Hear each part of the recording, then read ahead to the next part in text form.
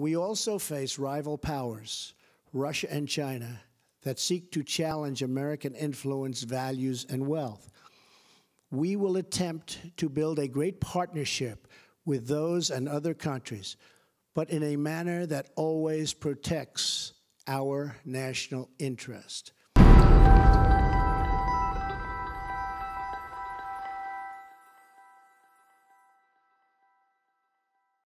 The White House is also expressing concern about threats posed by Russia and China.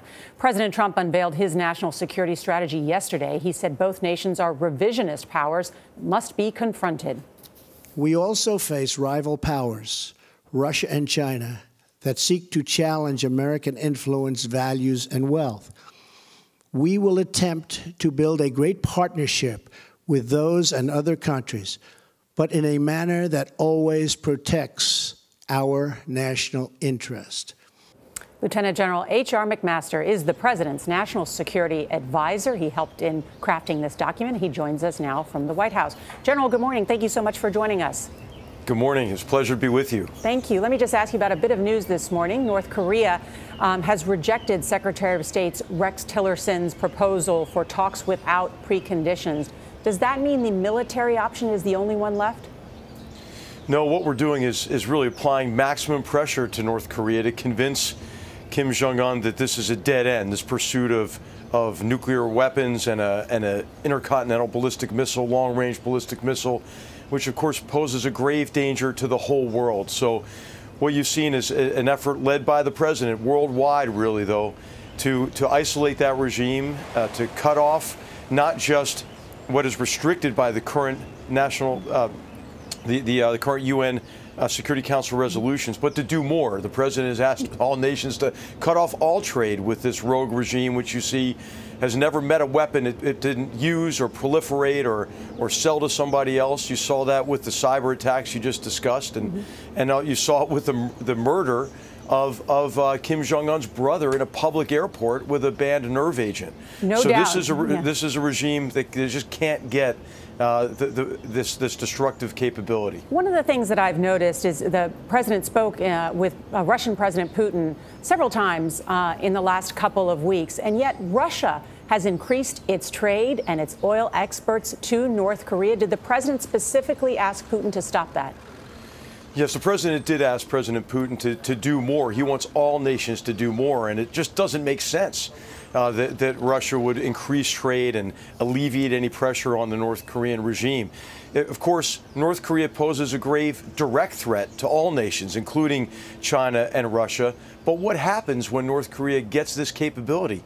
What if other nations in the region arm in this way? And that's going to be even more destabilizing.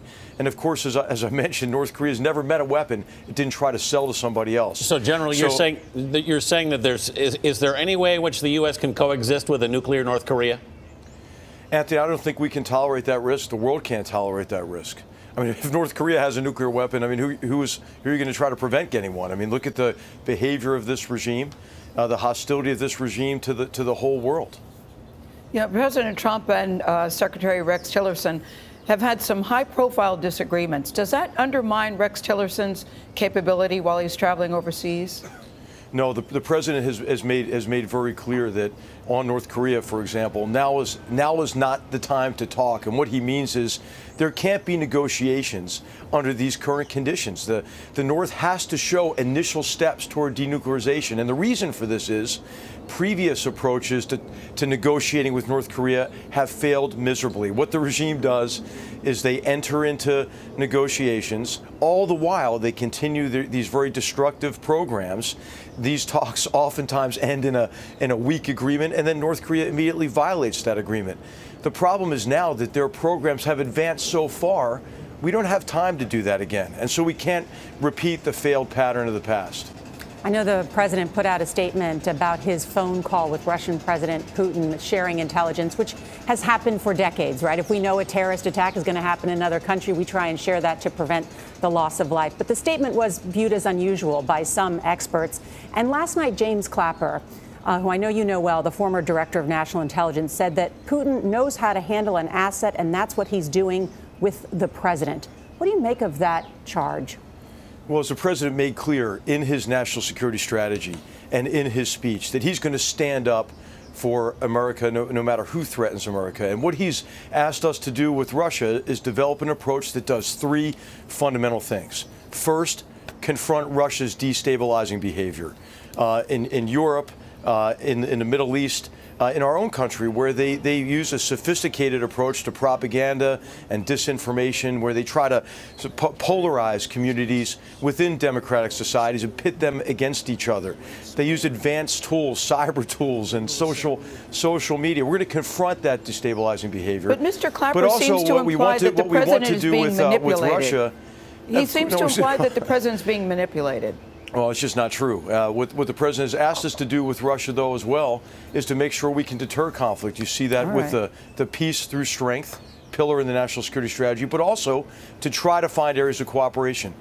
You mentioned it up front. Russia and the United States should cooperate on North Korea. There's no way that a nuclear-armed North Korea is in Russia's interests, and the president made that clear to President Putin on the phone call. All right, Lieutenant General H.R.McMaster, Herbert Raymond McMaster, we thank you for joining us. It's always good to have you on this program. Yes, we appreciate it. Thank you. It's great to be with you.